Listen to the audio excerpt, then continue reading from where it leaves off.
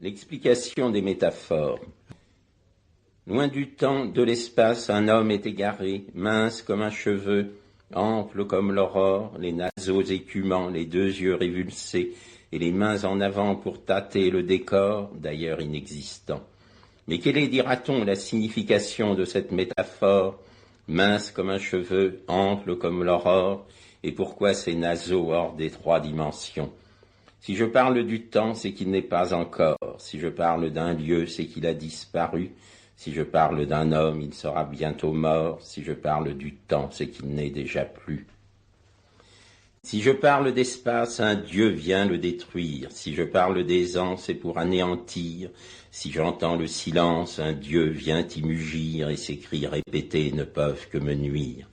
Car ces dieux sont démons.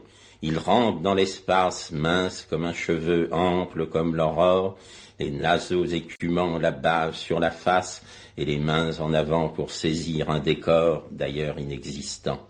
Mais quelle est, dira-t-on, la signification de cette métaphore, mince comme un cheveu, ample comme l'aurore, et pourquoi cette face hors des trois dimensions?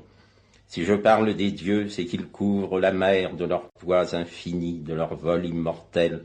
Si je parle des dieux, c'est qu'ils hantent les airs. Si je parle des dieux, c'est qu'ils sont perpétuels. Si je parle des dieux, c'est qu'ils vivent sous terre, insufflant dans le sol leur haleine vivace. Si je parle des dieux, c'est qu'ils couvent le fer, amassent le charbon, distillent le cinabre. Sont-ils dieux ou démons? Ils emplissent le temps, mince comme un cheveu, ample comme l'aurore, les mailles des yeux brisés, les naseaux écumants, et les mains en avant pour saisir un décor, d'ailleurs inexistant.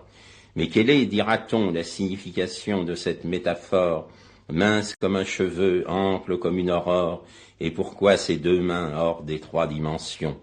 Oui, ce sont des démons. L'un descend, l'autre monte. À chaque nuit son jour, à chaque mont son val. À chaque jour sa nuit, à chaque arbre son ombre. À chaque être son nom, à chaque bien son mal. Oui, ce sont des reflets, images négatives, s'agitant à l'instar de l'immobilité, jetant dans le néant leur multitude active et composant un double à toute vérité. Mais ni Dieu ni démon, l'homme s'est égaré, mince comme un cheveu, ample comme l'aurore, les naseaux écumants, les deux yeux révulsés, et les mains en avant pour tâter un décor, d'ailleurs inexistant.